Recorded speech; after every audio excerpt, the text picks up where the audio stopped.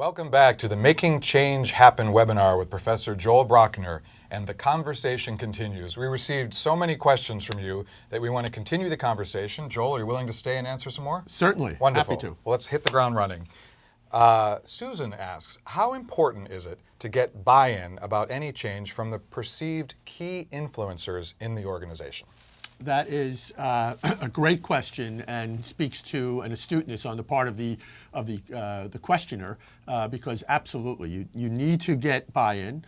And it's not a neutral event, by the way. In other words, the key influencers, if they're not bought in, if they're opposed to the change, they can make life miserable for you. So as I said, it's not a matter of, well, I don't need to bother with them, because if they're, again, they're kind of watershed key figures, they certainly need to adopt the change, be on board with the change. Now, here's the follow-up to that. You have to think about who those key influencers are. Be thoughtful, almost do like a little bit of a map in your head of where those key influencers are. And we tend to think of people who are in formal leadership positions. That's certainly part of the story. But it's also people who have, big personalities, people who talk a lot, people who are experts, who are trusted, who've been around the organization for a while. And even, there was a cute study done at Stanford which showed that people's location in the organization, their physical location, actually influences whether or not they're likely to become opinion leaders. Right. The cute study at Stanford showed that faculty whose offices were located near the lavatory, near the washroom, were more likely to be opinion leaders relative to faculty whose offices were not so located. One might say, why? Having your office near a bathroom, why would that matter? Traffic. Right? People are coming and going, all day long, gives you a chance for incidental contact that others whose offices were not located there would not have. Well, and the perception that just because you're in a high traffic area, that you're an outgoing extrovert person, which is not necessarily true, but correct. The perception is. Correct. Well, it could be, it could be that certain kinds of individuals get those offices, but right. What I'm suggesting is it's not simply about attributes of the person, it's attributes of the situation. Right, right. Are they well connected to many people for whatever reason? And those are the ones who you might want to spend a little bit of extra time having them get on board, because they'll help spread the message. And if they're not on board, as mentioned, they're going to be very difficult actors for you. And on the flip side of that, then do you sort of, in a systematic and polite way, leave out those sort of negative naysayer type folks? Or do you want their feedback in the change?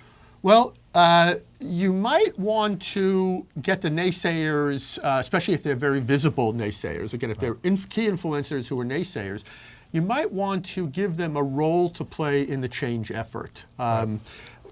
My former colleague, Barry Salzberg, the CEO of Deloitte, used to recruit naysayers into a change process. Not give them full license to do whatever they wanted, but rather try to find a way for them to be playing a role. Because if you surround a naysayer with other key yaysayers, then they're more likely to get on board, and now their naysaying tendency is minimized. And again, if they're key influencers, those are the ones you particularly want to help get on board. And they might, on the positive side, they might also ask some great questions. Correct. I mean, they will still add value, but I can understand where you'd want to keep that in check. Correct. All right. Correct. A follow-up to that question, we're talking about that, and this is from Kenneth. What suggestions do you have for someone who's working to make changes within an organization, but many of the key players do not report to them? How do you get them on board? Is it similar to what you just said, or these are people that maybe don't report to them, they're not, leaders, but just they don't, they have to still be part of the change? Right. Well, that's been a kind of a major question throughout the field of management. And I'd say a really big one in the past 20, 25 years. Influencing whatever it is that you're trying to influence, influencing people to get on board with a change, or influencing them to adopt a policy, or whatever it is that you're trying to influence them without necessarily having a position of formal authority. I would say even when you do have formal authority, right, when you can say to people, do as I say because I'm the boss, sometimes you have to go there. but you're better off not going there, trying to find some other method of influence, some more, more of a negotiation, more of a conversation, more of trying to understand what their resistance, might be. And for a great description of ways to be influential without being heavy-handed, in other words, influencing when you don't have formal authority, I would encourage you to read the book by Robert Cialdini. It's called Influence. It's been around for a bunch of years now, where he talks about many different methods of being influential. So one example would be, to try to show how many people that the person you're trying to influence respects, those people, how they agree with you. So in other words, you're putting a bit of social pressure on those people to go along with you, being careful to select people who that they respect and how they agree with you. And again, you have better chance of getting them on board. And these individuals don't report to you, but you still might be able to nudge them in the direction you want them to go. But see the Cialdini book. It's a real reader-friendly book, and I think you'll get a lot out of it.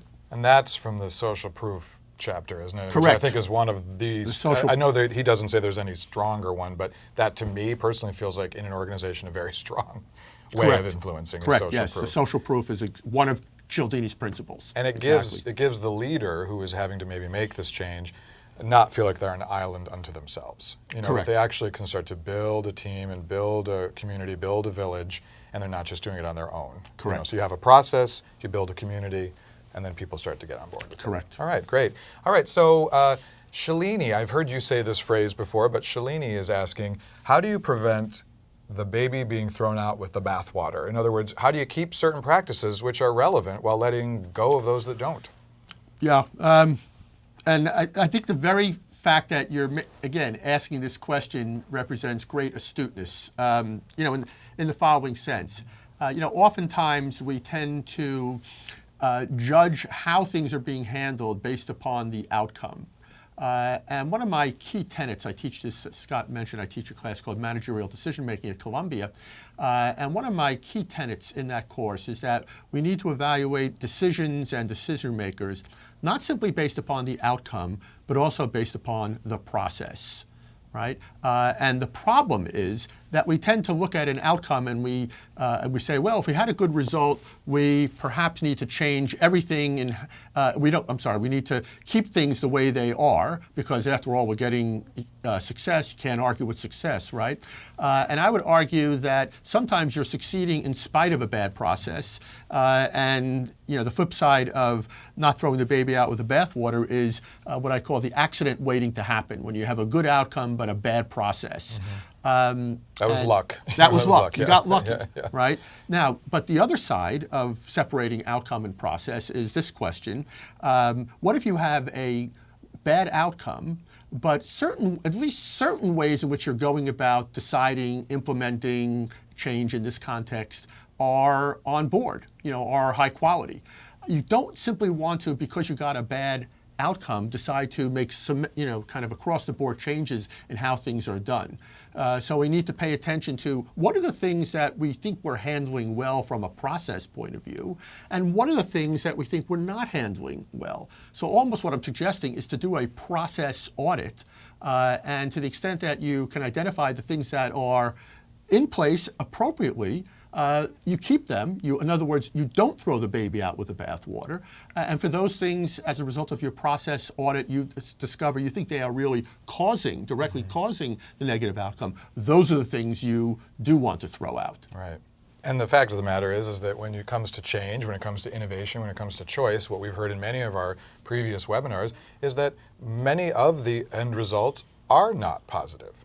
And you learn from it, but you can't, then you don't just say that the process was wrong. You have to evaluate that process, knowing that many times that change still will not work. Correct. I mean, that's a living organization. Correct. All right, great. So next question is from Benita, and I think this speaks to the current workforce, a lot of the younger workforces who are working in this type of realm, which is, do you have any specific tips for organizations that are growing very rapidly, especially those that are on the high growth trajectory that many employees have only been with the company a few months, to make change that quickly, that suddenly, where there's maybe no established, history that you're having to deal with. You're not evaluating the history of their work, but it's just new. Right. It's a different process. Well, I think it is a different process because if anything, the expression "the only constancy is change" might be even more applicable to the companies that we're talking about. The ones that are growing very rapidly, the ones that are relatively new. So I think it becomes a matter of setting expectations, right? Especially so, and I think we want to tell people in general that nothing is forever, and that we're often having to make changes for right now. We don't know how long this is going to last, but to set the expectation that we're going to perhaps having to make even more frequent changes, down the road, and somehow when you're braced in advance with that information, when you're going to have to be doing this thing, somehow when it happens, it isn't as off-putting, it isn't as derailing compared to when people are have what I call this experience of violated expectations. Gee, I didn't realize when I signed up for this organization that we're going to have to go through this so often. At least they told us in advance, or if they did tell us in advance that this was going to be the case, somehow I can tolerate that a lot better. Expectation of culture. Correct. Right, okay. Correct. This question came in from Derek. I really love this question because I think this is, to both sides of it, the struggle for both sides. So what will you advise is the best approach for organizations that prefer to withhold some information concerning the change and only decide to provide a reason for the change that doesn't really communicate the why? So that, there are times when a leadership of an organization cannot be transparent. And how do you handle that? Right.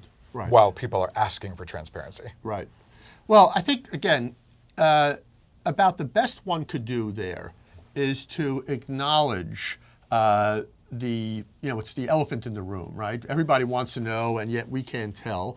And I think just addressing that, acknowledging that, look, I know you guys would want to hear certain things. I wish I could be in a position to tell you.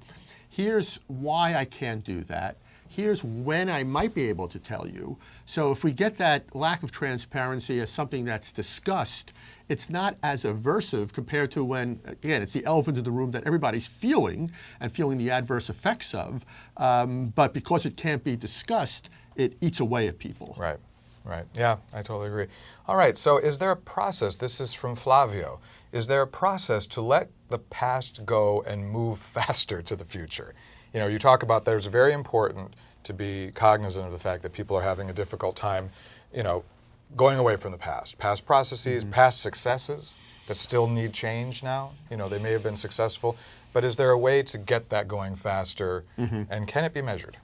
Yeah, I think there are ways to kind of speed up the process. One thing that seems to work very well is when organizations adopt some type of ceremony around times of change. So I talked earlier about the importance of helping people to separate from the past. Having ceremony is a way of honoring the old way of doing things. It's a way of being respectful. And oftentimes, Scott, these ceremonies can be done in a fairly time-efficient way. I'll give you an example. I was working with an organization a number of years ago. They were being told by their senior leaders that they needed to get on with things, the competition was gaining, and so forth. But I was actually a consultant to the mid-level manager in that group, about 10, 12 people, and they were just very aggrieved. They just weren't psychologically able to do what senior management was exhorting them to do. So this mid-level manager did something that I thought was very astute. She called an all-hands meeting, and everybody wrote down on a piece of paper what they were dealing with as a result of the change, any feelings they were having, any opportunity they saw in the change. Anything was fair game. And so people wrote that down, but she didn't stop there. She had everybody read out loud, so it took a few minutes for them, to do that. And she didn't stop there. She collected everybody's written thoughts, put them in a shoebox, and then the group walked outside to an adjacent lot near where the organization was located. They buried the shoebox. They gave it a proper funeral, if you will. And she said that when they came back to work in the afternoon, it was like a cloud had lifted. I thought this was brilliant because It was done in a very time-efficient way. Right. This only took about an hour or two. Right. They weren't being productive anyway, so it wasn't like there was much of an opportunity cost. So she was able to speed up the grieving process with ceremony. Now, again, I'm not saying this is the way you do ceremony. It's an example of it. But I would encourage people to be thoughtful about the use of ceremony that would be impactful, time efficient, that would acknowledge the transition from past to future. And it's interesting that in our personal lives around times of change, we often do have ceremonies, right? There's birth ceremonies, marriage, funeral, graduation, all those. And I would argue we need to get into the habit of introducing ceremony around times of organizational transition as a way of facilitating that transition process. Right, because there's such an emotional aspect to it, and we can't discount that. Correct. Leaders may be, afraid of accepting that sometimes because it's like, how do you deal with that? It's not tangible, right? It's an emotion, so you feel, but it's so important. So important. It's so important. Great. So this is interesting. This is talking again about culture. How do you approach, this is from Kelly, how do you approach changes when the change management differ based on cultural norms? So like, would a creative design organization adopt change faster than an established organization like the IRS? Have you found, you've worked with many, many companies. Do you find that there are certain fields, industries, companies that deal with change better than others? Or were you surprised to find that isn't necessarily true? Yeah. Well, again, this idea I mentioned earlier about, tailoring the change implementation practice to, and I talked earlier about tailoring it to the individual. I would say the same thing, Scott, about tailoring it to the norms of the company. Right. So let me go back to the example I used earlier of is the culture one, not only the individuals, but is the culture one where people are very promotion focused? They're looking for the next big thing. They're playing to win, or are they playing to not lose? They're more risk averse. So that's not just a property of individuals. That's a property of an organization's culture. So you have to tailor. You have to tailor the change implementation practice to fit the individuals, to fit the culture. So, for example, if you're trying to create a sense of urgency, you could say, and by that I mean a situation is one where the status quo is not horrible. How do you create a sense of urgency? Well, in a playing to win culture, you would say, where we are, we're here, not bad, but we could be doing so much better. Right. If it's a play-to-win, promotion-focused culture. If your culture is one that is more playing to not lose, you would say, we're here, not bad, but if we fail to implement this change successfully, we're going to be heading south. So it needs to be tailored. It's like flipping the graph, to cater it to people, right? To cater it to people, and more generally to cater to the organization's culture, not just the individuals within. Well, and there's obviously certain industries that change, has enormous, like if you're changing the culture of a hospital, let's say, or a treatment process, that's really can have dire effects, right? So that company is obviously going to be risk averse, even though they're trying to be creative and innovative. And then there are companies where it's like, that's what the company's based on. Right. So, you have to look at again, we go back to evaluate people, evaluate culture, evaluate company, and tailor that process, but don't leave parts of that process out because you don't think it's important to your company. Correct. That's important because we've had that people say like, my company wouldn't respond to D or C or whatever, and because that will break the chain. Right, no, do all the above in a way that fits. Right. Fits people, fits culture, fits organization. Right, absolutely. All right, so we have time for a couple more questions. This is a great one. This came from Daniel. If you are a leader who's in disagreement with the change, but you must communicate it and cascade it, what are some tips for staying on corporate message, but also being authentically transparent about your thoughts on this change? Right. Yeah, and this is a big one because oftentimes the middle managers are kind of quite befitting the category, befitting the label, are caught in the middle. Right. They have to communicate down something from above, but they don't necessarily agree with that from above, or either they don't agree with it or they don't understand it. And I would say that there's two ways to respond. One would be the individual manager who is kind of caught in the middle to do what he or she can to have their needs addressed. if you're concerned, go to your boss and say, look, I have some misgivings about communicating this message. Here are my misgivings. Here's why I have them. Can you help me out? Can you help me kind of feel more accepting, better understanding of the change so that I can communicate the message more authentically downward? That's what the individual can do. If I was speaking to senior executives, I would say to them, don't just wait for the middle managers to come to you. You should go to them to try to understand the implementers' resistance. Right. Either they don't want to do it or they don't think they can do it, but what's their resistance point? And to the extent that you can address those concerns, right. And doing it proactively rather than waiting for them to come to you, they're more likely to, again, be engaged with the change. And then if they're more engaged with the change, it follows logically that they're going to communicate it more authentically to the people below them. It's a ripple down effect. It's a ripple down effect. Okay, great. Now, the last question I have is because there was an overarching theme in many questions that came in, so I want to kind of combine a lot of them. I think people were having a hard time understanding the definition of the cost term. What do you mean by cost? Yes, yeah. So again, in the overarching model, the C, reduce the costs of change. Mm-hmm. What I meant by that is reduce people's resistance to change, right? And here's how they're kind of interchangeable. Oftentimes, people will resist the course of action because they experience it as costly in some way. Right. So find out what the costs are. Oftentimes, they're psychological costs, not just economic costs. But if you're not comfortable with reduce the costs, if that's kind of a murky term to you, you can have as an alternative, find out bases of resistance and then try to figure out ways to reduce those bases of resistance. Right? So if you can turn up the volume on D, V, and P, right, and lower the volume on the bases of resistance, if you can do all four of those things, change is likely to be embraced by the people who are affected by it. Right. And I would think that just in general, the cost of the emotional aspect is what you must deal with first, right? And then that will help you with, those eventual costs, those financial costs, whether it's in loss of productivity, loss of morale, that, what I'm saying? It's like if you deal with that aspect first, correct. Then you probably have less of a cost implication later. Correct. Now, that if you another I like that, Scott. Another good way of putting that is if you understand and deal with people's resistance, right, then they're likely to be more engaged with the change, and when they're more engaged with the change, you just get a better result. Right. But you have to understand and do a bit of a drill down as to what the bases of the resistance are. Right. What are the ways in which they're experiencing the change as costly, right, and then address those. Great.